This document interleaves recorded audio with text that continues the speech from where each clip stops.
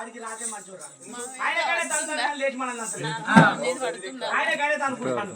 అబ్బో మన లేక ఏయ్ భయపడక నీ మాట్లాడతా భయకాని ఇప్పావు ఏయ్ ఏ గేట్వాల్ ఫైలం బాగా బిగబట్టుకోను నువ్వు మాట్లాడతా గేట్వాల్ నువ్వు సైలెన్స్ చేవు మరి నాకు ఓడి నాకు బాగా బాగా అన్నాడు కొడుకులే బాగా బాగా అడే పోయినా ఎందుకంటే నువ్వే మాట్లాడు నీ మాట్లాడతాను వస్తాయి భయపడదు అయ్యో ఏం పంచాయతీ అంటే మన ఊళ్ళే సాగలింగ లేడు కొడుకు వాడి కొడుకు లేడా ఇంట్లో వస్తాండి అంటే కాలం పోయి కరం వచ్చింది ఉప్పు పప్పకుండా వస్తే రాదురా అయ్యో గట్టలు వచ్చినా అయిపోవు వాడు ఉప్పులు వచ్చినా అయిపోవు పప్పులు వచ్చినా అయిపోవు ఏదిరా ఇంటికి వస్తాను రోజాన రోజు అన్న పెళ్ళం వాడు ఒకటే నన్ను కొడతారంటే ఏమన్నా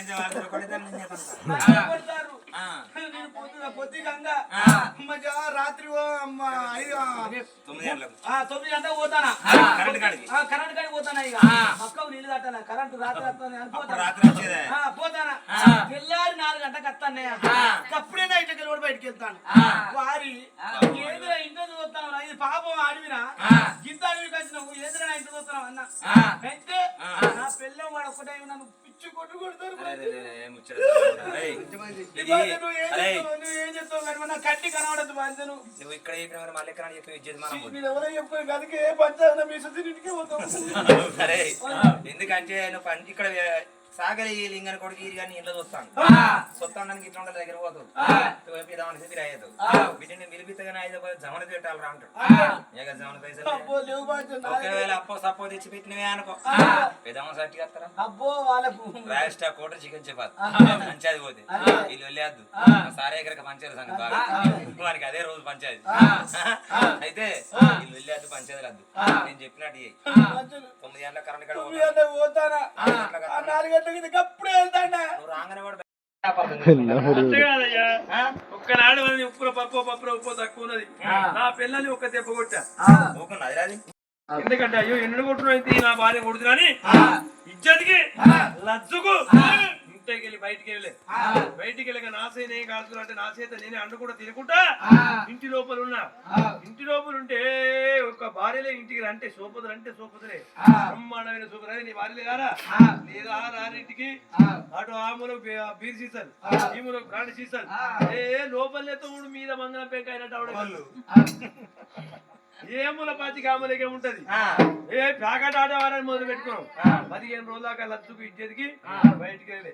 15 రోజులకు అని ఎందుకైనా మంచి అయినా చెడు లోకానికే పట్టిపని నేను మరేసుకొని ఎనుకో చేతులు పెట్టుకొని ఈ ఊళ్ళకెళ్ళి గిట్ట పోతానా పోతాంటే ఇటువంటి తాతవారు సున్నోళ్ళు ఇటువంటి అమ్మవారు సున్నోళ్ళు వాళ్ళు అంటారు కదా ఏ లెక్కల మంచి పెట్టడం మంచివా ఇటు తప్పి అది పెంచిన వాళ్ళు